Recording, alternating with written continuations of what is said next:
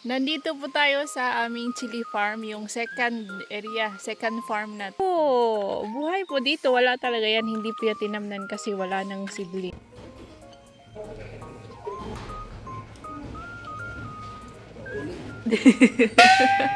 Welcome to our life in Korea. Simple life, farming, and family. Subscribe and join us. Hello mga kabisdak, magandang araw! Nangunguha po kami ni LE ng mga mulberries. Ipapasalubong po namin yan. Ibibigay kay Bianan mamaya. So kinuha lang namin early kasi hindi pa masyadong mainit, no? Ang mga hinog lang po ang ating kinukuha, yung kulay purple na. Kasama po natin ang ating mga kabiskats, Melik at si Missy. Keguri ya, keguri.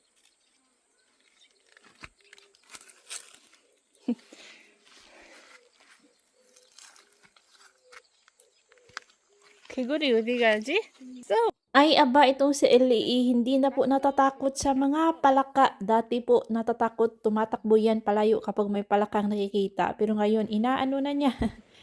Hinahanap na niya kapag natunog na yung koka-koka.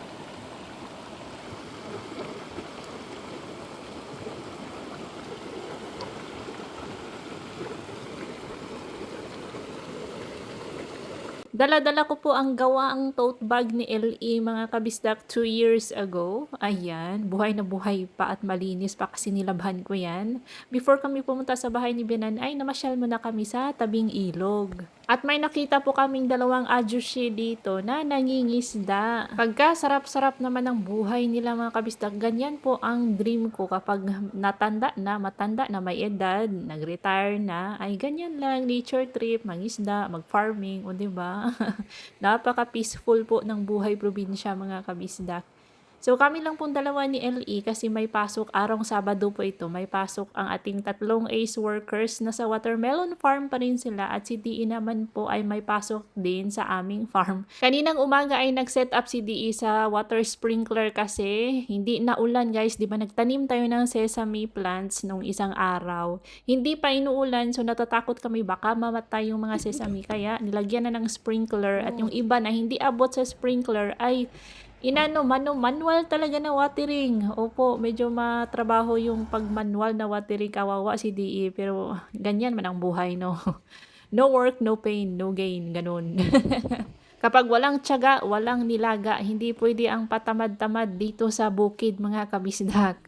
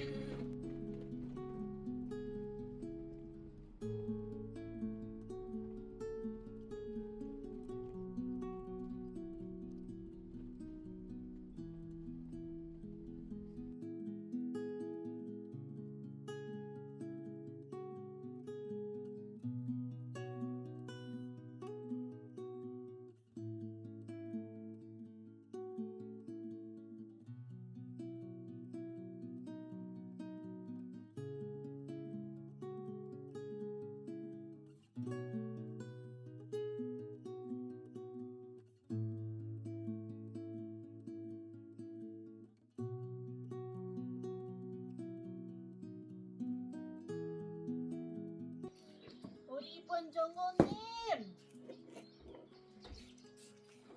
Mahayay si Umalong tabang ka? Eh?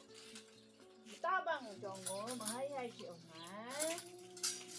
Matabang ang bata. Tabang ka, Umal. Hayay. Eh? Mutabang hayay, dili. Mutabang og pangayhay si jongo. Tabang ka? Hayay. Hay, unahan tayo.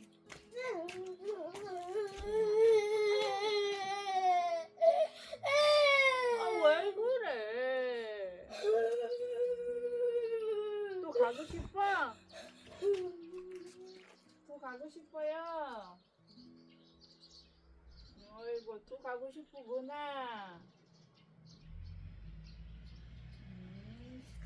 알았어, 또 가자.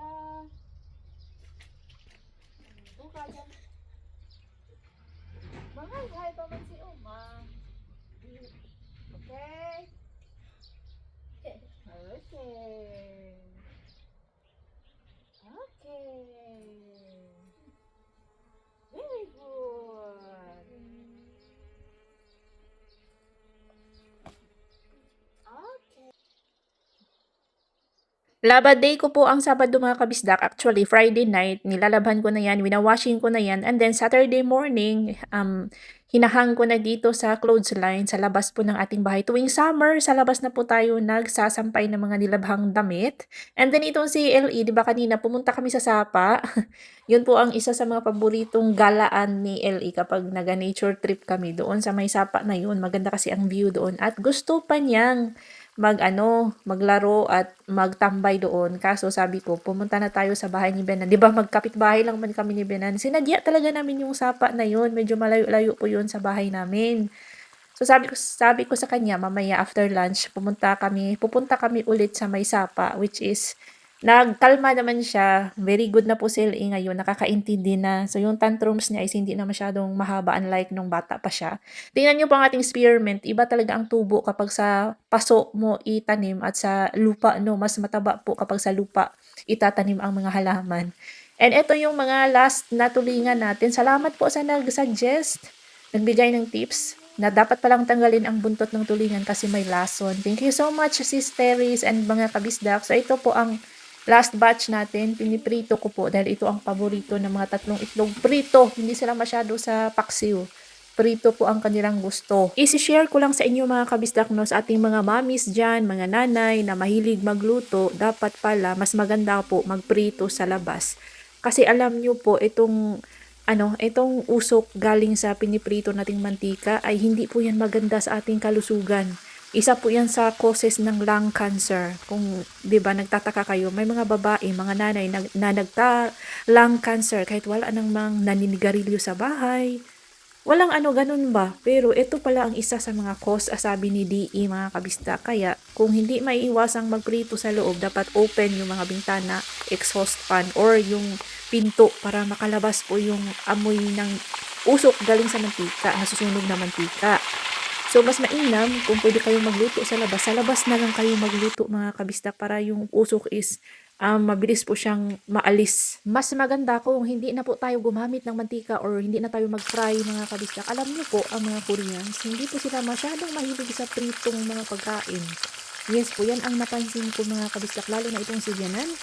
Nakakatikim lang yan sila ng mga fried chicken or mga once or twice a month. Itong fried fish, kapag nagluluto ako ng fried fish, saka po yan sila nakakain ng prito guys. Hindi sila mahilig sa mga mantikain. Dahil hindi daw po yan maganda sa ating katawan. As promised to LE after mag-lunch, magligpit sa kusina, ay eto na po, pumunta kami sa ibang spot na naman. Pero sa Sapa pa rin po. At pupunta na rin kami sa Anto para i-check yung ating mga chilies.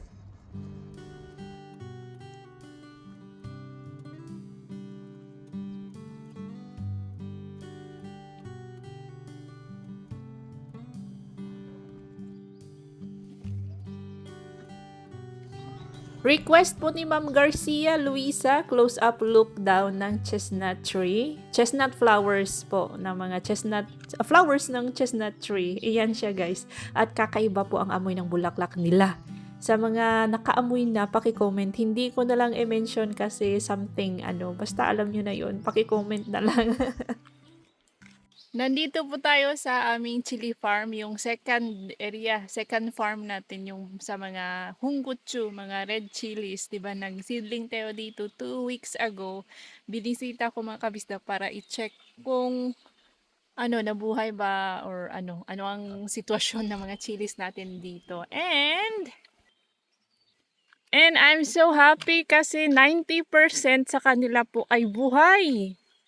Maliliit lang sila kasi tayo man yung nagsidling, no? Kami po ang nagsidling. First time naming matry magsidling ng chili. Opo, buhay po dito. Wala talaga yan. Hindi po yan tinamnan kasi wala nang sidling. O merong dalawa dito na ang lalaki. Silang dalawa lang. Silang dalawa. Dapat ganyan po mga kabisdak ang size ng chilis na isisidling. Pero ito, sila lang dalawa po ang lumaki. Ito sila, mga maliliit talaga yan sila. But, nabuhay! Yes, buhay po sila guys. Marami po ang buhay. As in, 90% nga. Ano kasi to, nagsidling kami, tas after sidling, diretso dilig. Nilagyan pa ng vitamins yung ating tubig na pandilig, yung tangke na karga-karga ni Lungkoy and ni DE. And then kinabukasan, umulan ng malakas. Kaya po sila nabuhay. Buhay na buhay. Thank you. Maraming salamat sa ating poong may kapal. Salamat sa Panginoon. Binless po niya ang ating mga chilis, ang ating mga malnourished at maliliit na chilis dito sa ating second farm, second location. O, diba ang bait talaga ni Lord. Yan o. Kahit maliliit, nabuhay po sila guys. Promise. Wow. Ayan, magpakabait kayo ha, magpakalaki kayo mga chilis. Laban lang sa hangin at sa init. Ang maganda dito is walang masyadong mga usa. Wala po mga butas-butas yung ating mga plastic mulch. Meaning, walang usa na dumaan dito or namasyal. Wala. Doon sa Chunyang Farm, doon marami pong mga butas-butas yung, meron pala guys. Meron. Pero hindi siya marami. Yan po. Ito footprint po yan. Footprint? Paw print. Paw print po yan. Paw print na mga usa yan. Yan o. Pero hindi siya marami. Ito din. Yan o. Sa usa po yan. But, meron pala guys. Nagkakamali ako. Meron pala pero hindi nila kinain. Good thing, hindi po nila kinain yung mga chilies. Meron. Dito din o. Yan o. Sa mga usa yan galing. Yan. Yan. Yan. Pero ang maganda dito, yung mga usa, mababait. Hindi nila pinagtripan yung ating mga chilis. Wala pa ako nakitang mga naputol na chilis or nadaganan. Wala. Maybe wala pa. Kasi maliliit. Sabi siguro nila, babalikan kita next week kung malaki ka na. So, ang maganda talagang gawin dito is maglagay ng fence para hindi makapasok yung mga usa. Ewan ko ba dito kay DE, hindi man siya nakikinig sa akin. Lagyan ng fence, bakit yung net lang na pangharang para hindi makapasok yung mga usa. Hindi kasi naniniwala si DE dito sa yung quality ng soil is hindi siya masyadong nag-i-invest dito kasi hindi siya maganda na lupa unlike doon sa Dicoge na guys. Kaya yung mga chilis dito kami lang ang nagsidling. Experiment lang dito pa. For the experiment lang daw. Ito kasing Anto mga kabisdak. Anto ang tawag dito na area. Medyo may kalayuan sa bahay namin. At yung quality masyadong mabato. Kita nyo naman mabato siya dito sa gilid masyadong mabato. Sa gitna hindi masyado. Doon na naman sa pinakagilid mabato mga kabisdak. So ayun, hindi daw niya lalagyan ng matting ito. I-sprayhan lang namin ng herbicide para malinis pa rin at walang masyadong damo. Pero hoping pa rin kami, hoping pa rin na magbunga sila ng marami. Kasi sayang din yung ating effort, yung pagod natin sa pagtatanim, 'di ba? Isang buong araw kami nagtanim dito mga kabistak. May vlog po tayo dyan. Isang buong araw kami nagtanim.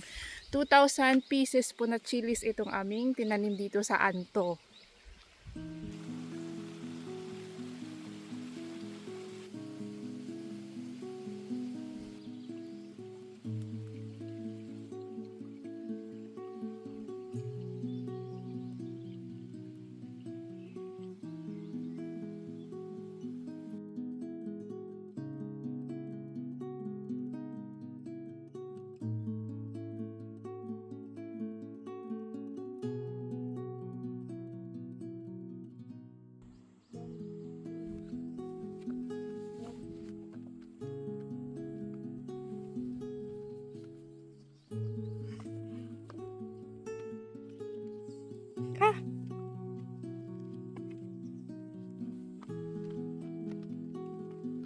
ka.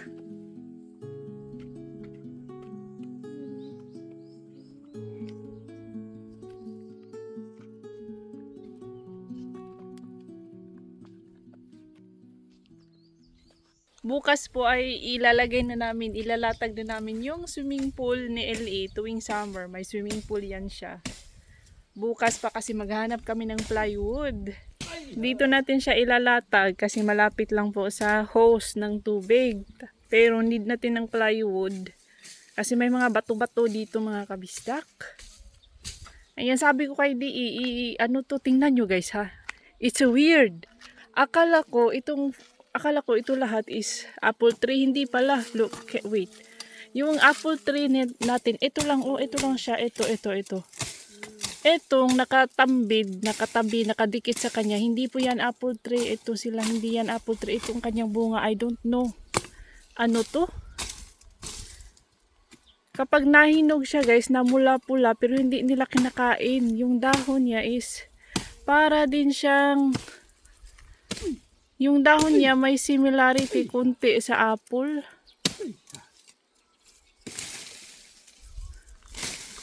Upaya, you don't eat this one? You don't know, G? Don't tanggal the sanga because I will put in my sitaw. Oh. Pero tumatabon kasi sa ating apple tree kaya pinapaputol ko na kay DE. Si LE po dito, hindi na nakatiis, naglaro sa tubig. Jamia! Marami na pong bunga ang apple tree natin. Ito yata yung pinakamarami. Last year, I think, mga 5. This time, marami-rami na. Ayan siya.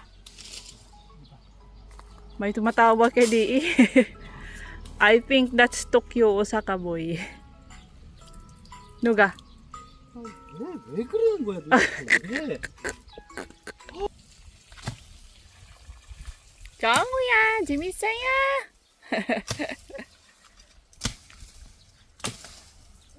우와. Go, 아빠. 여기 go, 아빠.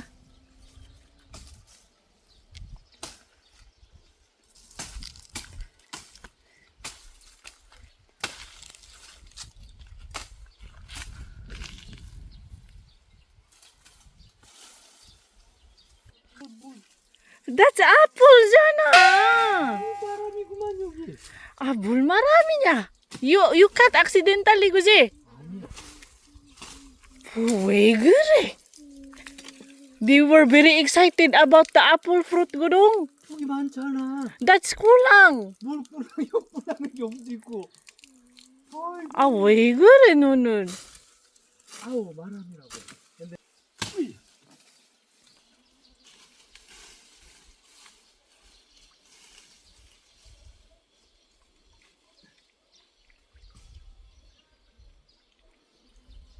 Ito po yung 4 na mga baby apples, mga kabisdak na pinutol ni DE yung sanga. Sayang man, itry natin. Kainin natin anong may lasa. Ano bang lasa? 약 쳤는데 그걸 먹냐? Ang asim. Very sour. 왜 먹어? Try 하는 거야? 약 쳤다고 페스티사이드. Ha? 페스티사이드. I already washed.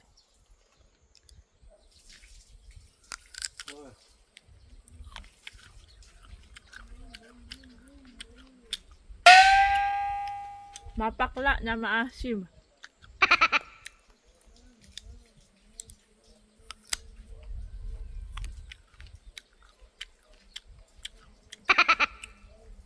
Look at DIY shoes ni DE mga kabisdak. Kasi madulas sa mangunguha daw siya ng suso. Nilagyan niya ng, 야. yan po ay gloves. Pinutol niya yung gloves, tas nilagay para anti-slippery daw. 안타이 슬리퍼리 슈. Anti-slippery shoes. Let's go! 갔다 와요. Eh? Aywo! 나 먹고 오는 거 그래. Kirige. Oh, kana. 똥ski. Ngano nga, kuan makadong long sleeve nga init man. Diyan mo kayo ka. Bus tago ka. Bus. Ato. Tiyara. Ka. Kaula ka.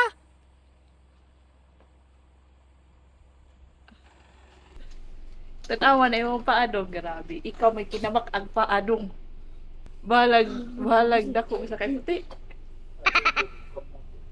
Ang bilis po lumaki ni Dudong mga kabistak, no? Yung katawan niya ba, ang bilis pong lumapad. Kung napanood niyo po si Dudong last year, hindi po ganyan ang katawan ni Dudong last year. Si Saldi is, ano na yan talaga, tabain na yan talaga si Saldi noong pagdating niya dito sa Korea. Pero itong si Dudong, medyo payat pa yan last year. Tapos bigla na lang nalaki.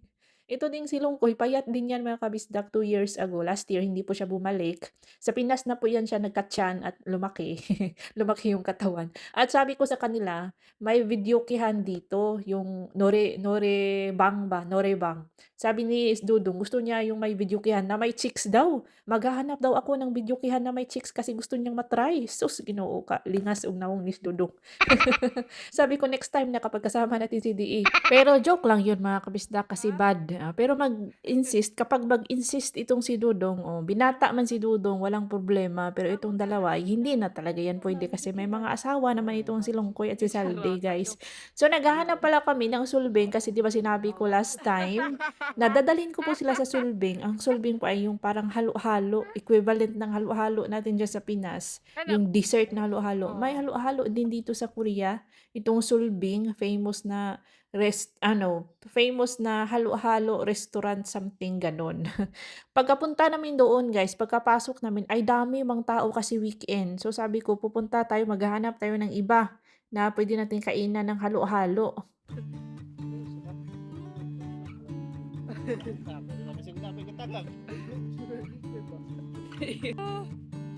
Unsa do? Pakita sa sinilas daw be. Kaya basig na mo donate ni mong sinilas daw. Pakita daw.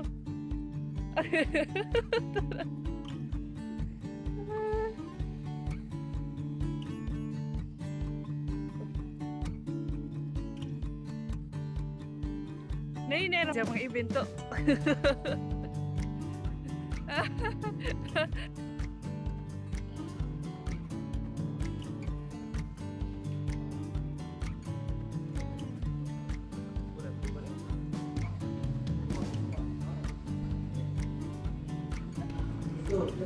Mau lagi nak?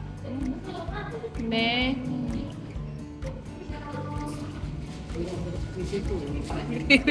Dia usah. Kisi. Nga ni Janice personal de eh. Dong. Ali na mo. Kaman to na tagdayso. Ihalo-halo dong.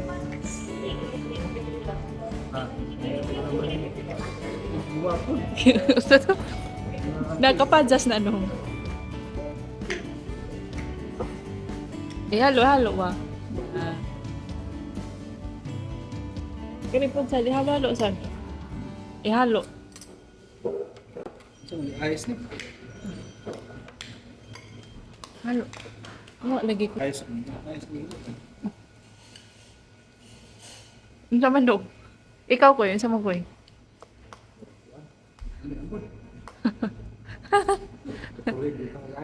Gitu rin.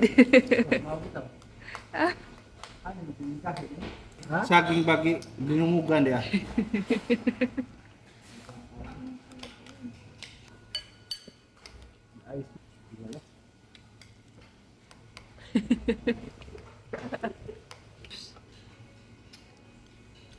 Yan eh, halo ba? Malata.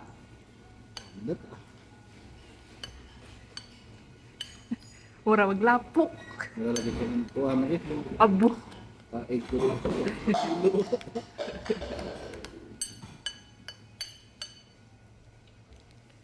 Be, tilawin na be. Dua-dua ni.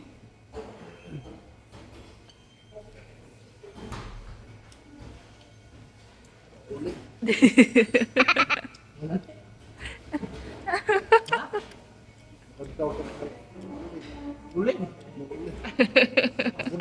Kumbon. Igwapo lagi ka na rin tanawon dong. Patilong ko na. Kira samot saldi. Samot na. Aring ga. Bisag edit, arang kakuan na mimis lungkoy na jara. Tulis lungkoy yo. Lungkoy. Mango halo-halo po at black sesame with red bean po yung aming sulbeng mga kabistak, yung aming halo-halo na in-order. Lasang uling daw yung black sesame na may red bean. Sa una lang siya parang weird ang lasa pero masarap naman, naubos nga po namin. Tapos yung mango, hindi masyadong masarap yung mango. Para siyang ice candy na may flavor na mango. Ganun lang. Tapos after sa Tusam Place, pumunta kami sa Daiso kasi malapit lang po ang Tusam sa Daiso. Bumili kami ng mga aming gustong bilhin. Etong ating mga boys gustong bumili ng tibak daw. Mga underwear daw nila and shorts. Ako din may binili din ako. Bumili ako ng seed ng beet kasi may nahanap ako dito, guys. Tapos sa LA bumili ng clay. Hindi ko na siya pinapabili ng shower head, which is good thing kasi pag sinabi kong wag, pag sinabi kong no, hindi na siya guys, wala, nakikinig na siya. Iba na yung kinukuha niya, clay na lang, wala nang shower head, 'di ba? Hindi na po siya umiiyak or hindi na sumasama yung kanyang loob. Naiintindihan na po niya kapag sinabi kong no. Nag-mature na po ang ating LE. Hindi na siya little insoy anymore, big insoy na. So nagustuhan po ng mga tatlong Ace workers ang bumili dito sa Daiso kasi mura nga siya. Mura and maganda yung quality ng kanilang mga underwear. Actually lahat. Yun po, may nahanap tayong beat. So itatanim po natin yan sa next na mga vlogs natin. Ato naman yan eh. Brato na bito tani Daiso no.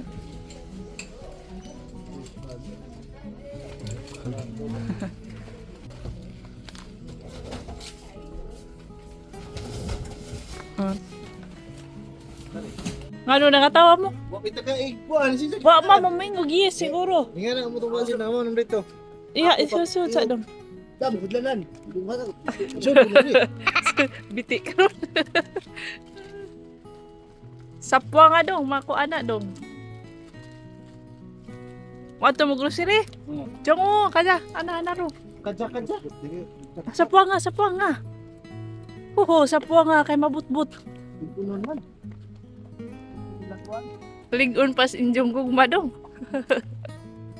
Nakachamba siguro si Dudong nung tinanong ng cashier na need ba niya ng paper bag. Siguro nag-yes or nag-nod. Pero si Saldi and Lungkoy, walang facial reaction. Kaya hindi po sila binigyan ng paper bag ni Miss Cashier. Nagreklamo si Saldi kasi bakit si Dudong lang daw ang nabigyan. O yan, kasi mag-aral kasi ng Korean.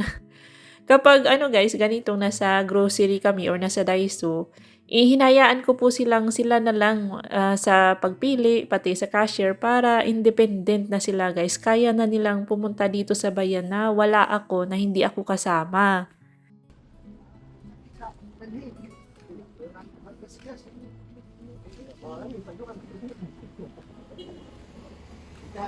Sa Canada, namin yung kauban ta di man may bangko kauban. Kauban ta kaya kami. Pura mga taga tinugdan. Ouch, last dong we.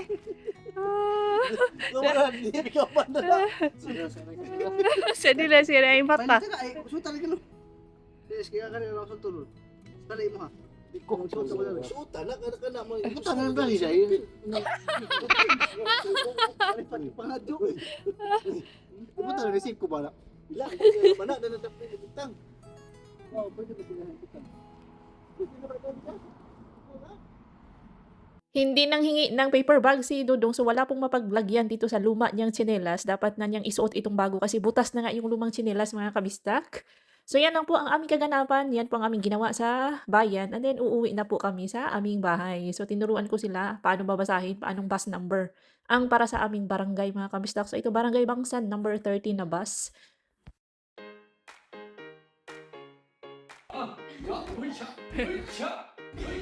Uy, down, Jongo down.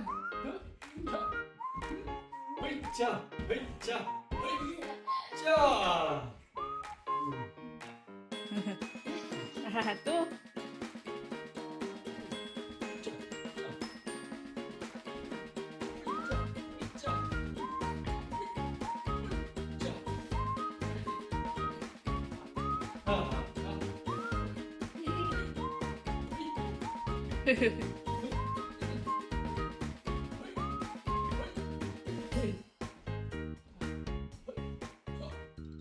Chua. Hello guys! Nasa bahay na po kami at tapos nang maligo kami ni LE. May nagtatanong pala sa akin last time, nakalimutan ko. Sorry, now ko lang na remember guys. Sabi niya ipakita ko daw yung tinitake ni DE na mga ito. Puno po ito guys. Naubos na ni DE yung ano almost ano na guys 90%. 90% na ubos na ni DE. Pakita ko sa inyo yung mga ano niya, pinag-inuman niya. Ito siya guys, fresh squeeze. Ito po iyon, yang betchu. Yang betchu means cabbage. Fresh cabbage juice. Fresh cabbage juice. Ano daw? Ang brand niya ay ito yun oh. Ano to siya? Ilang ml ba to? Every morning, yung walang laman ang tiyan ni DE, saka po siya umiinom nito. How many ml is this, Upaya? I think this is 100 ml. Wala akong makita. Nasaan ba? Dapat siyang i-store sa loob ng ref, mga kabisdak. At ito din po ang iniinom ni DE. Inumin niya Hovenia Dulces. Hovenia Dulces. Hinalo po niya sa kanyang tubig. Ginagawa niyang inumin. And ito pa, umiinom. Ang daming iniinom ni DE. Umiinom din po siya ng curcumin powder. Curcumin. Para siyang turmeric, mga kabisdak. At meron pa. Nasaan na yun? Yung green. Ito, mga kabisdak, iniinom din ni DE. Yang betchu suk powder. Cabbage powder. Grabe. I think that's the reason why si DE is maganang kumain and tumataba. I think that's make you fat. In more, wow. You wanna eat more. Ito po ang nainom na ni DE. Ganyan kadami, mga kabisdak. And I think yan yung reason bakit nowadays hindi na sumasakit ang tiyan ni DE. And then magana siyang kumain, yung tulog niya is tuloy-tuloy, and overall health maganda na. Kaya medyo nataba siya And that's all for today's video, mga kabisdak. If you enjoy this episode, please like, comment, share, hype, and subscribe. See you on our next vlog. Ingat lahat!